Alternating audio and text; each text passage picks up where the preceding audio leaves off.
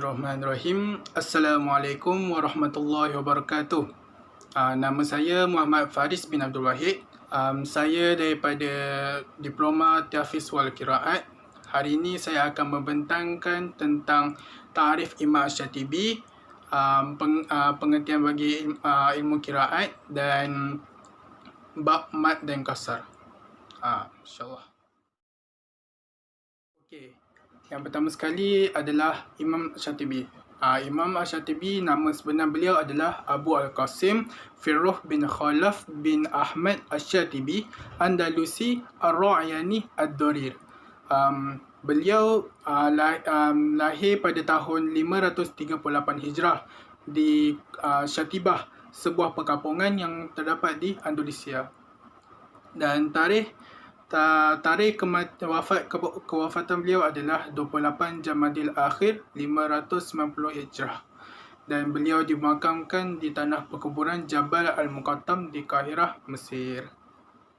Sepanjang kehidupan beliau, beliau telah mengembara ke Valencia dan beliau belajar dan menghafal Al-Quran dan Al-Qiraat dari seorang guru yang bernama Abi Abdullah Muhammad bin Abi Al-As.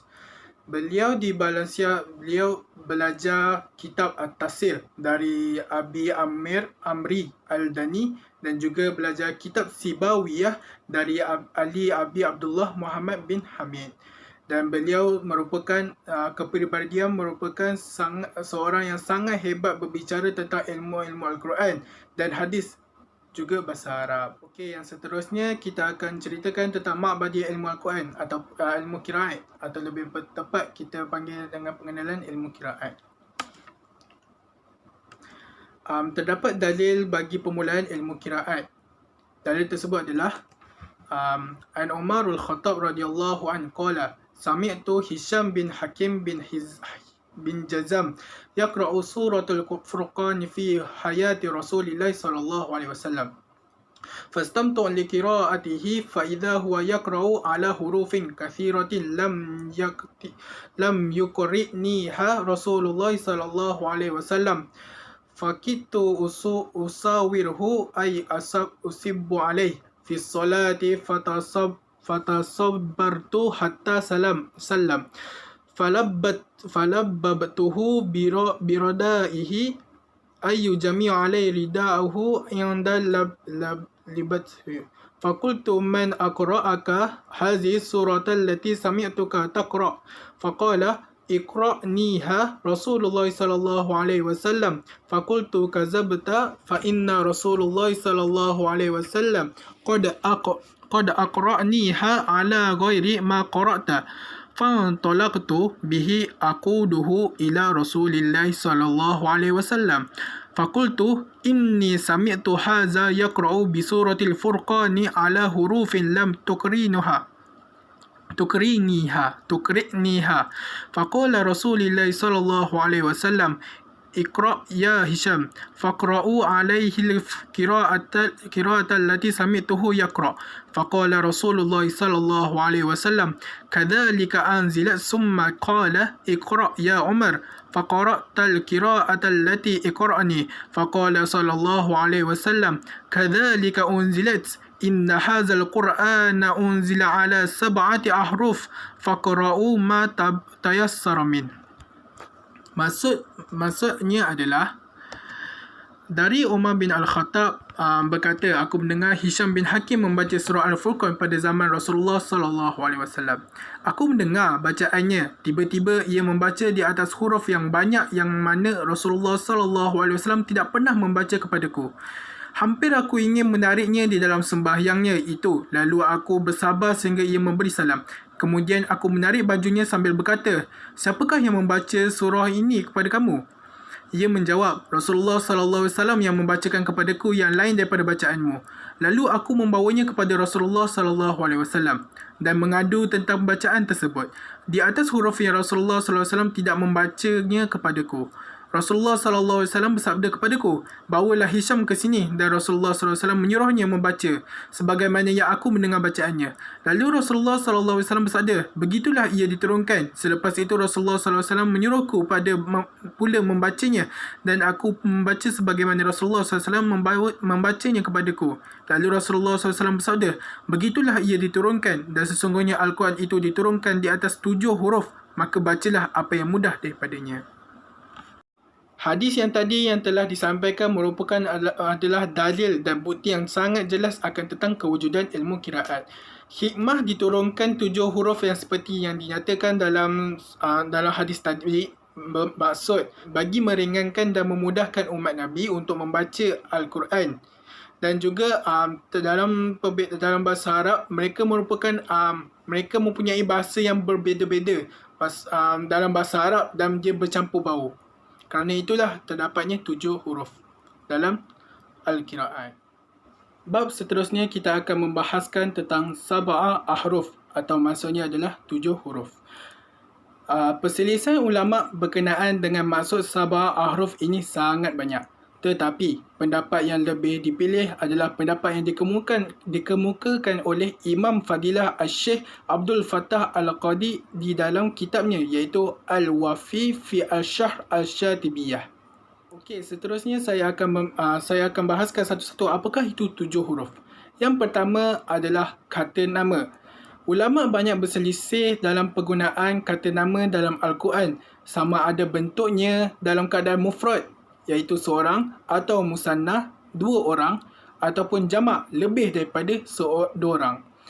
Maka contoh yang kita dapat lihat, contohnya adalah khati'atuhu. Ada yang membaca dengan mufrad, seorang, dan ada juga yang membaca dengan jamak, sepertinya khati'atuhu.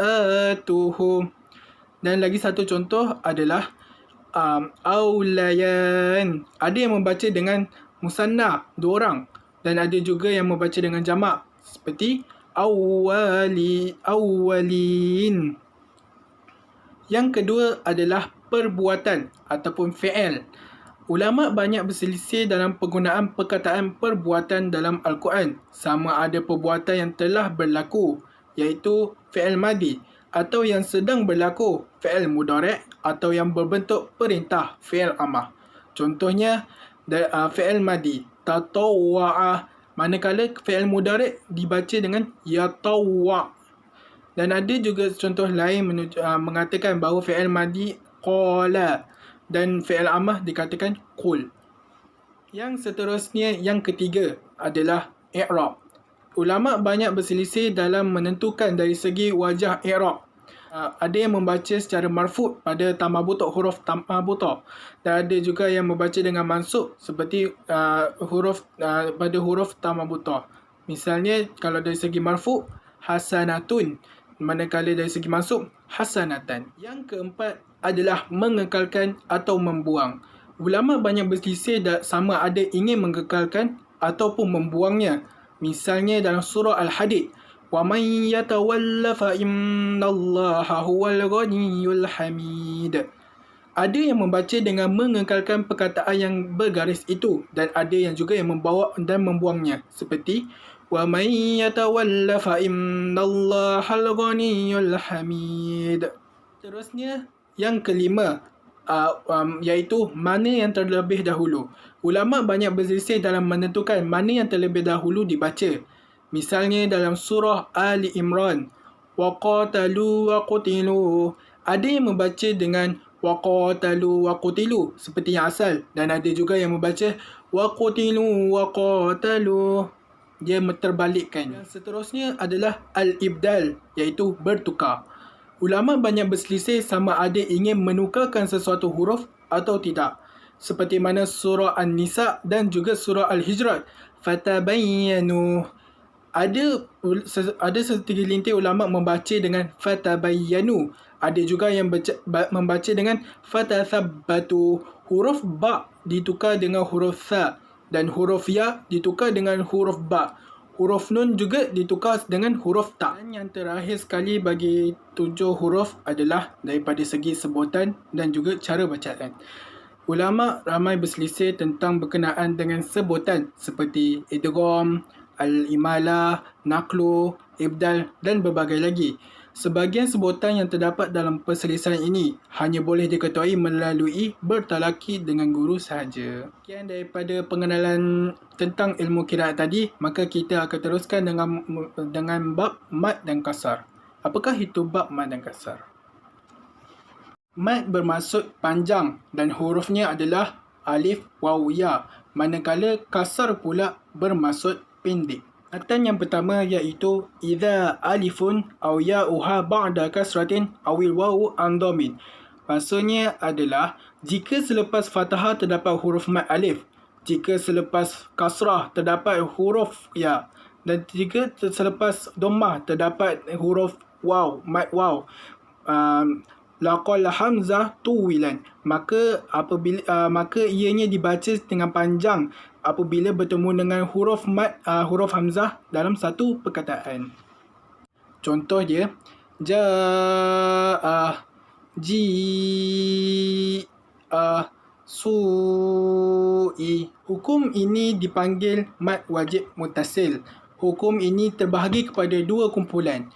Kumpulan pertama ialah imam yang membaca mad wajib muttasil secara tawassut, iaitu 4 harakat. Mereka yang membaca tawassut ialah Imam Al-Qalun, Imam Ibnu Kathir, Imam Abu Amr, Imam Ibnu Amir, Imam Asim dan juga Imam Al-Kisai. Manakala kumpulan kedua adalah dibaca mad wajib muttasil dengan membaca dengan secara isbaq, iaitu 6 harakat. Mereka yang membaca isbaq hanyalah dua orang sahaja imam, iaitu Imam Warsh dan juga Imam Hamzah. Dinamakan mad wajib muttasil kerana semua imam qiraat bersepakat bahawa membaca hukum ini melebihi kasar yang bermaksud 2 harakat. Matan yang kedua pula berbunyi fa in yanfasil fala qasra baridhu taliban bi khulfihima. Maksud dia adalah jika setiap keadaan huruf mad bertemu dengan huruf hamzah seperti yang dikatakan dalam dikatakan matan awal tadi, apabila dia bertemu dengan hamzah dalam dua perkataan, maka yurwika darran wa mukhdadan, maka ia dibaca dengan mad jaiz munfasil. Maksud dia, cara contoh dia adalah fi ummiha amruhu ila. Hukum ini terbahagi kepada 4 kumpulan. Yang pertama dibaca dengan kasar ataupun tawassut. Imam yang membaca secara kasar dan tawassut ini merupakan adalah Imam Al-Qalun dan juga Imam Duri Abu Amr. Yang kumpulan kedua pula adalah imam yang membaca dengan kasar sahaja. Mereka adalah Imam Susi dan Imam Ibnu Katsir. Kumpulan ketiga pula dia dibaca dengan tawassut, iaitu Imam Ibnu Amir, Imam Asim dan juga Imam Al-Kisai. Dan yang terakhir sekali kumpulan adalah dibaca dengan isbaq 6 harakat, iaitu Imam Warsh dan juga Imam Hamzah.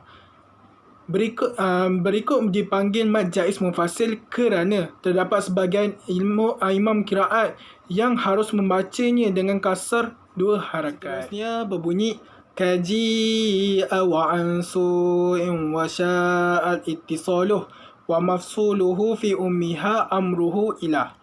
Maksud dia kat sini, dia nak bagi tahu bahawa ini merupakan adalah contoh-contoh mad wajib muttasil dan juga contoh-contoh mad jaiz munfasil. Contoh yang diberikan dalam mad wajib muttasil adalah ji'a, su'in, sya'a. Dan lagi satu contoh-contoh mad jaiz munfasil yang membaca dengan fi ummiha amruhu ila. Seterusnya kita akan baca dengan 2 matan sekaligus, iaitu matan keempat dan juga matan kelima. Dia berbunyi seperti ini. Wa ma ba'da hamzin sabit aw mughayyir fa qasru wa qad yurwa li warshin mutawwalah wa wassatah qaum kaman haula alihatan ata lil imani muthila. Maksud dia kat sini, dia nak bagi tahu bahawa huruf mad yang terdapat sebelumnya ada huruf hamzah. Sama ada huruf hamzah tu dia tetap ataupun dia berubah, maka Imam Warsh akan membaca dia dengan kasar, tawassut dan juga isbaq. Contoh bagi bacaan yang hamzah yang tetap misalnya adalah amanah, dan yang lagi satu yang hamzah yang berubah-ubah misalnya haulai alihatan, ia akan berubah kepada haulai alihatan, hamzah berubah jadi ya. Dan yang terakhir yang saya akan bincangkan pada tentang mad wajib muttasil dan mad jaiz munfasil pada hari ini ialah yang keenam, iaitu siwa ya Israel au ba'da sakin sahih Qur'anin wa mas'ulan is'alan. Jadi kat sini nak bagi tahu bahawa ada pun huruf mad iaitu ya yang sebelumnya ada huruf hamzah khusus yang seperti seperti Israel, ia dikecualikan dari membaca tawassut ataupun isbaq. So begitu juga dengan huruf mad yang sebelumnya juga terdapat huruf hamzah, dan sebelum lagi terdapat huruf yang sukun sahih. Maksudnya huruf yang mati dan jelas kematiannya. Keadaan ini juga dikecualikan dari bacaan tawassut 4 harakat dan isbaq 6 harakat. Contoh dia Qur'ana, mas'ula. Sekian daripada mad wajib muttasil dan mad jaiz munfasil. Seterusnya kita akan teruskan dengan bacaan matan yang ke-12 dan 13. Dia berbunyi wa in taskun ya baina fath wa hamzah bikilmatin aw waw fawajhani jumila bitulin wa qasrin waslu warshi wa waqfu wa in dasukun wal waqaf lil kulli mu'mila. Maksud dia adalah setiap huruf lin iaitu waw sukun dengan ya sukun, sebelumnya terdapat huruf baris fathah dan selepasnya terdapat hamzah, iaitu ia dipanggil dengan hukum mad lin mahmuz. Imam Warsh akan membaca keadaan ini dengan secara tawassut iaitu 4 harakat ataupun isbaq 6 harakat. Sama ada ia wasal, baca dengan sambung, ataupun dia dibaca dengan waqaf, dimatikan. Contoh mad lin mahmuz secara 4 harakat. Syai' sawatu hayatu dibaca dengan 4 harakat. Kalau secara isbaq syai'u sawatu hayatu. Apabila mad lin mahmuz ini huruf hamzah dibaca dengan mati disebabkan waqaf, maka semua imam qiraat akan baca dengan tawassut 4 harakat atau isbaq 6 harakat. Kalau mengikutkan dalam matan yang seterusnya iaitu matan ke-14, wa anhum suqutul mad fihi wa warshuhum yuwafiquhum fi haisu la hamzu mudkhala. Dan sebahagian ulama dia mengatakan bahawa mad lin mahmuz kalau waqaf dibaca, semua imam akan membaca dengan kasar 2 harakat je, kecuali Imam Warsh dibaca 2, 4, 6 harakat. Bagi mad lin yang tiada huruf hamzah, bukan mad lin mahmuz lah, semua imam akan membaca semua imam akan membaca dengan 3 wajah, iaitu kasar, tawassut dan juga isbaq. Kalau ketika ia waqaf. Kalau ia tak waqaf, dia wasal, maka semua imam qiraat akan baca 2 harakat saja seperti yang dikatakan sebelum ini. Matan yang seterusnya iaitu matan ke-15. Dia berbunyi wa fi waw sawatin khilafun liwarshihim wa an kullil mau'udatu uksur wa mau'ilan. Maksud dia adalah pada perkataan sawati, Imam Warsh akan membaca mad lin waw tu dengan secara kasar, iaitu tanpa mad, tak ada bunyi. Ataupun secara tawassut, dia panjang tapi 4 harakat. Ini kerana selepas huruf lim tu ada mad badal. Dan cara bacaan ini ia akan terbagi kepada 4 wajah. Yang pertama, bacaan pertama adalah kasar tanpa mad, dan bacaan kedua yang mad badal akan dibaca dengan kasar. Contohnya sawati.